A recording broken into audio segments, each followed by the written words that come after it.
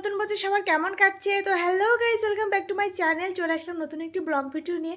আজকের ব্লগের স্পেশালিটি হলো আজকে আমাদের বাড়িতে কেউই থাকছে না, আমরা তিনজন থাকছি, আমি, আমার ননদ আর আমার মেয়ে। আমরা তিনজন আজকে বাড়িতে ছোট্ট করে পিকনিক করব। তো পিকনিকে কি কি থাকছে কি না থাকছে সেটা তোমাদের সাথে অবশ্যই শেয়ার। আজকে বাড়ির বড়রা একটু যাচ্ছে একটা জায়গায়, মানে আমার শ্বশুর আর শাশুড়ি তার শ্বশুর বাড়িতে যাচ্ছে, আর সেই জন্য আমরা সেই আনন্দে বাড়িতে কেউ থাকবে না। শ্বশুর শাশুড়ি যাচ্ছে শ্বশুরের শ্বশুর বাড়ি। তো তার জন্য আমরা বাড়িতে একটু খাওয়া দাওয়া করবো, মানে ছোট্ট করে পিকনিক হয়ে যাবে। আর এবছর তো আমাদের বাইরে আর কোথাও পিকনিকে যাওয়া অ্যালাউ নেই, কারণ আমাদের বাড়িতে ছোট্ট অতিথি এসছে। তো তাকে নিয়ে আজকে আমরা ছোট্ট একটা পিকনিক করবো। তো চলো সারাদিন আজকে ব্লগে কী কী করলাম সেটাই তোমাদের সাথে শেয়ার করবো। তো চলো দেখা হচ্ছে ব্লগে। না, তিনজন খাবো না, মানে আমার মাধ্যমে একজন খাবে আর আমরা দুইজন গাল দিয়ে খাবো। আমার ননদিনী আর আমি খাবো বসে। কাল রাতে কিছু পিঠে করেছিলাম, সেগুলো সকাল থেকে খাওয়া দাওয়া চলছে। আর ওইদিকে তো ননদ রান্নার ব্যবস্থা করেই ফেলেছে। আর আমার মতন তোমাদের কার কার বলো তো বাসি পিঠে খেতে ভালো লাগে? আমার কিন্তু খুবই ভালো লাগে। এইদিকে দেখো রাইসের জন্য জল বসিয়ে দিয়েছে, আর আমি তো ঘুম থেকে উঠলাম। আমি শ্রীনিধিকে নিয়ে ঘুমিয়েছিলাম। আমার ননদ বলেছে আজকে পুরো রান্নার দায়িত্ব ওর। আমি তো পুরো একদম নিশ্চিন্ত। আর কিছু বছর পরেই তো ননদকে শ্বশুরবাড়ি পাঠাতে হবে, তাই তো?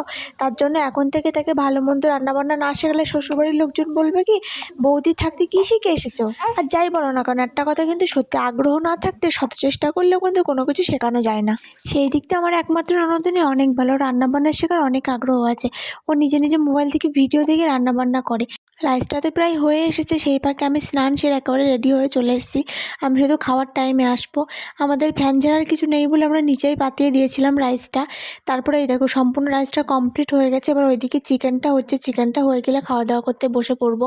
তো তোমাদের কার কার রাইস আর চিকেন খেতে ভালো লাগে বলো তো? আমার কিন্তু ভীষণই ভালো লাগে, খুবই প্রিয়। আগে না খেতাম না, এখন না খেতে খুবই ভালো লাগে। কেমন রান্না হয়েছে? কেমন রান্না হয়েছে?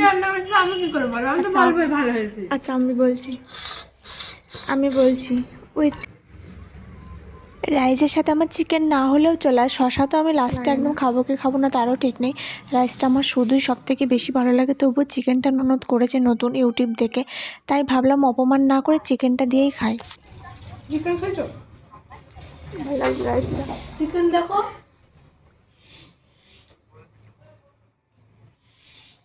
মাংসটাও ভালো হয়েছে। সকাল গড়িয়ে দুপুর গড়িয়ে বিকাল হয়ে গেছিলো। আমি জামা কাপড়গুলো তুলে নিচ্ছিলাম, আর আমাদের কুটুমগুলো এখনও বাড়িতে আসলো না। কিন্তু পায়চারি দিতে কিছুক্ষণ পরে দেখি তারা সব বাড়িতে চলে এসছে। আমি তো জামা কাপড়গুলো তুলে নিয়েছিলাম, কেননা এখন জামা কাপড় সবই শুকাচ্ছে না, সেইগুলো ঘরে গিয়ে আবার নাড়তে হবে, কেননা সবই ভিজে। কথা বলতে বলতে বাড়ির মানুষ সব বাড়িতে দেখো চলে এসছে গল্প করতে করতে।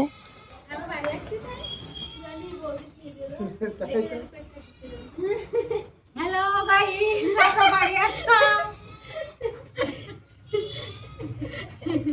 বাবার বাড়ি থেকে।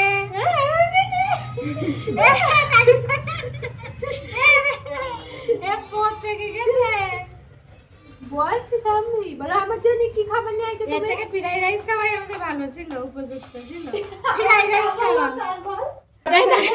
আফসোস করবি চারটে মিষ্টি এনেছে সেই রসগোল্লা। তো আজকের ভিডিওটা তো এই পর্যন্ত। এইভাবে আজকে সারাদিনটা মজার মধ্যে কাটিয়ে দিলাম। তোমাদের নিউ ইয়ার সেলিব্রেশন কেমন হলো জানাতে অবশ্যই ভুলো না। সবাইকে আবারও হ্যাপি নিউ ইয়ার, নতুন বছর সবার খুব ভালো যায়। তো টাটা, বাই বাই।